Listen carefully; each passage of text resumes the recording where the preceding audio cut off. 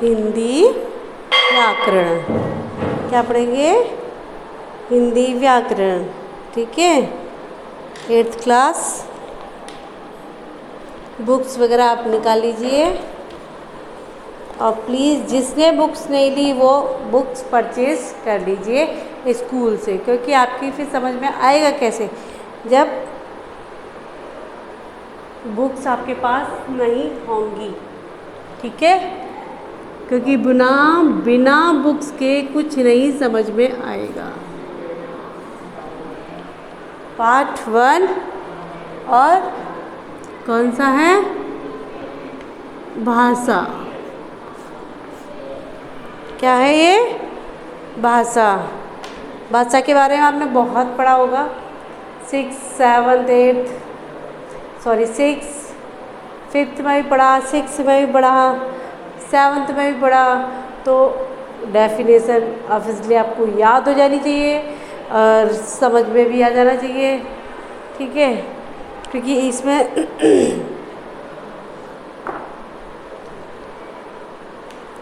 क्या कहते हैं इसमें? प्रिय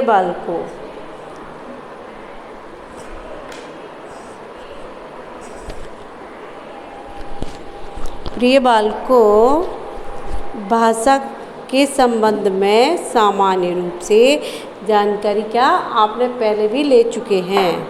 ठीक है, ये बुक्स कह रही है। बुक्स क्या, टीचर भी यही बात कहती है कि भाई आपने 5th 6th 7th 3 और उससे पहले भी ये भाषा की डेफिनेशन तो काफ़ी टाइम से सिखा देते हैं। ठीक है, जैसे संज्ञा सर्वनाम होते हैं, इसी तरीके से भाषा भी उन्हीं के साथ चलती रहती है।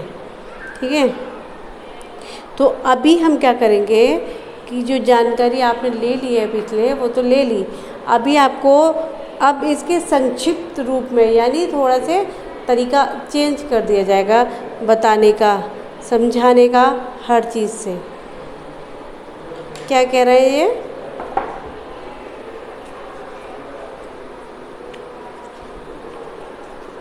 बुक्स निकाली आप लोगों ने? ठीक।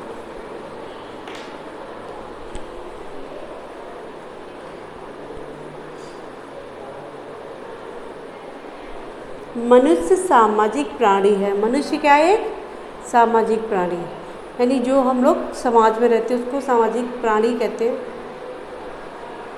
समाज में रहकर वह अपने विचारों की अभिव्यक्ति करता है। क्या करता है? अपने विचारों की अभिव्यक्ति, यानी इधर से उधर। अभिव्यक्ति का सरल तथा शीघ्रतम साधन क्या है? भाषा, यानी लैंग्वेज, बोलना। हर सिटी की लैंग्वेज अलग अलग होती है, हर जगह की भाषा अलग अलग होती है।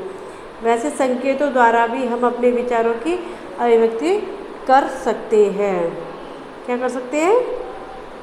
संकेतों द्वारा। ठीक है, परंतु वे सुगम और शीघ्रतम नहीं हैं। कई अमूर्त विषय तथा मानसिक चिंतन को हम संकेतों द्वारा स्पष्ट रूप से व्यक्त नहीं कर सकते। यहाँ भाषा से हमारा आशय है मुख यंत्र। भाषा का क्या आशय है? मुख यंत्र, यानी मुंह। ठीक है, यही एक मुख्य साधन है इसका। मुख यंत्र से निकली हुई ध्वनि को ध्वनियों का सार्थक समूह। किसको कहते हैं? मुख से, यानी मुंह से जो निकली हुई ध्वनि है उन ध्वनियों का सार्थक समूह। भाषा क्या है? विचारों, अनुभवों को अभिव्यक्त करने का साधन भाषा है। क्या कहा है इसमें? विचारों, अनुभवों, अभिव्यक्ति करने का साधन भाषा है। भाषा के 4 प्रकार होते हैं। कौन कौन से? सुनना, बोलना, पढ़ना, लिखना। ठीक है, इन चारों कार्यों में कुशलता प्राप्त करना भाषा का कार्य है। अगर इसमें आपने कुशलता प्राप्त कर ली तो भाषा का कार्य है। इन चारों क्रियाओं के द्वारा मनुष्य अपने विचार प्रकट करता है। जो हमारी चारों क्रिया है, बोलना, लिखना, सुनना, पढ़ना, इसी से मनुष्य अपने विचारों को प्रकट कर सकता है और दूसरों के विचारों को ग्रहण करता है। इसी से दूसरों के विचारों को भी ग्रहण करता है। इनमें दो मूर्त हैं तो दो अमूर्त कार्य हैं। दो कार्य विचारों का आदान ग्रहण करते हैं तो दो कार्य विचारों को प्रदान करते हैं। क्या है इसमें? दो अमूर्त और दो मूर्त। ठीक है, अब देखते हैं मूर्त कौन से हैं और अमूर्त कौन से हैं। सुनना और पढ़ना क्या है? सुनना अमूर्त है, विचार, ठीक है, और पढ़ना मूर्त है। एक लिखा देती हूँ बोर्ड पे।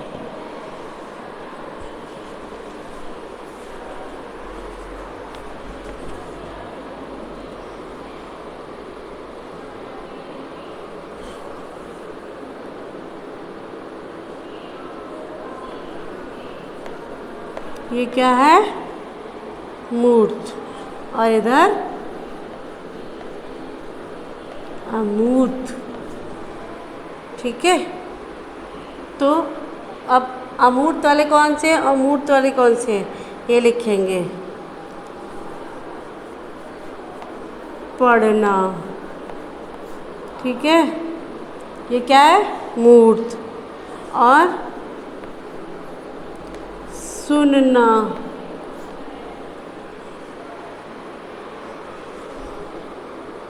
लिखना,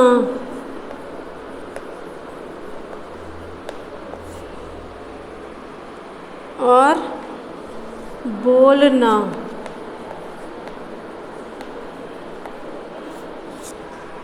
हो गए? दो दो हो गए, दो मूर्त हो गए, दो अमूर्त हो गए। ठीक है,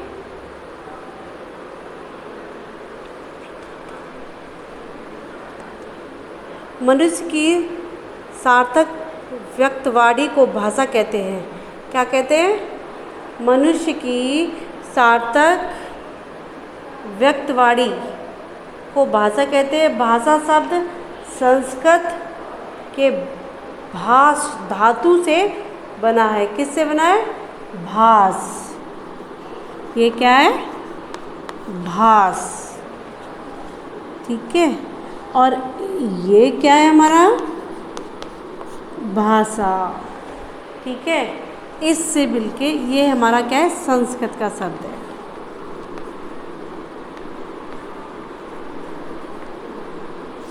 क्या है ये?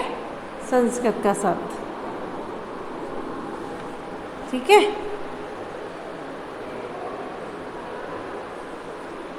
तो क्या कहता है ये? भाषा शब्द क्या है? संस्कृत के भाष धातु से बना है। इसका अर्थ है भाषा। क्या है भाषा? क्या है भाषा? में ध्वनि संकेतों का परंपरागत और रूढ़ प्रयोग होता है। क्या होता है? परंपरागत और रूढ़। भाषा के सार्थक ध्वनि संकेतों से मन की बातों या विचारों का विनिमय होता है। भाषा के ध्वनि संकेत समाज के कार्यों में सहायक होता है। क्या होता है? सहायक होता है। हर वर्ग का समाज के ध्वनि संकेत अपने होते हैं, वे दूसरों से भिन्न होते हैं, इसीलिए प्रत्येक भाषा एक दूसरे से भिन्न होती है। क्या कह रहे हैं? जो प्रत्येक भाषा होती है, जो हर किसी की अलग अलग जो भाषा होती है, जैसे कि तमिलनाडु वगैरह की सबकी अलग अलग भाषाएं क्या होती है, भिन्न भिन्न होती है, अलग अलग होती है। तो भाषा के ध्वनि संकेत उच्चारण अवयवों से, वर्णों तथा शब्दों से व्यक्त होते हैं।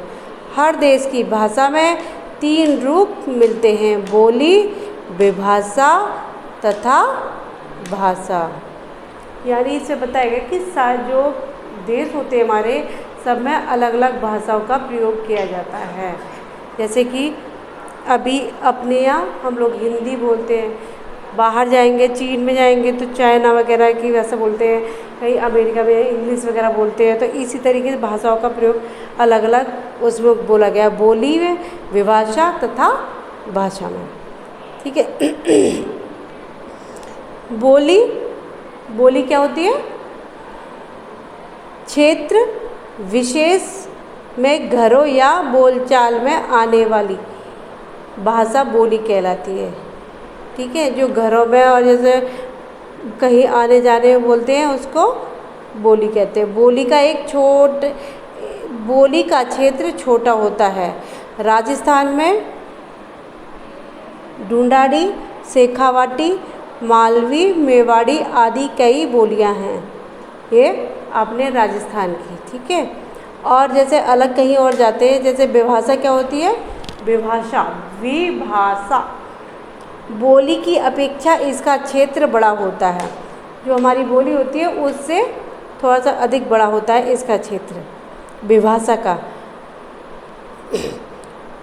प्राय प्रदेश स्तर तक व्यवहार में विभाषा का प्रयोग होता है, जैसे कि ब्रजभाषा, खड़ी बोली, भोजपुरी, राजस्थानी प्राय विभाषा के रूप में प्रचलित है।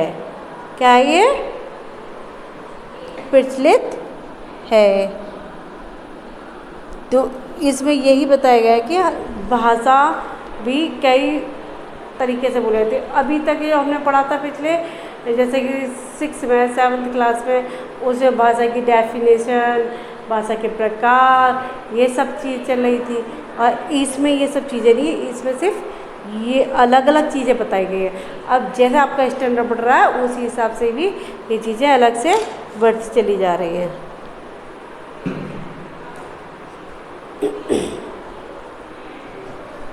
तो ये आपको आज का SW बता दूं क्या करके लाना है।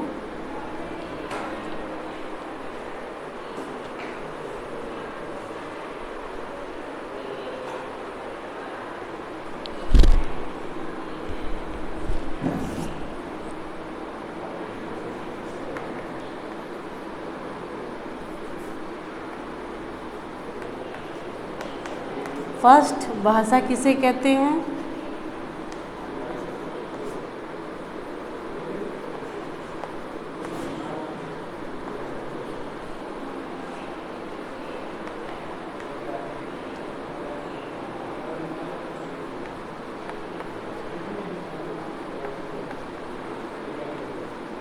के प्रकार।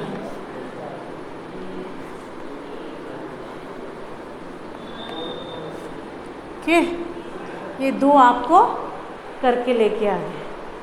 ठीक है, चलिए ये हो गया आपका। ओके, अब बाकी समझ में बात। चलो।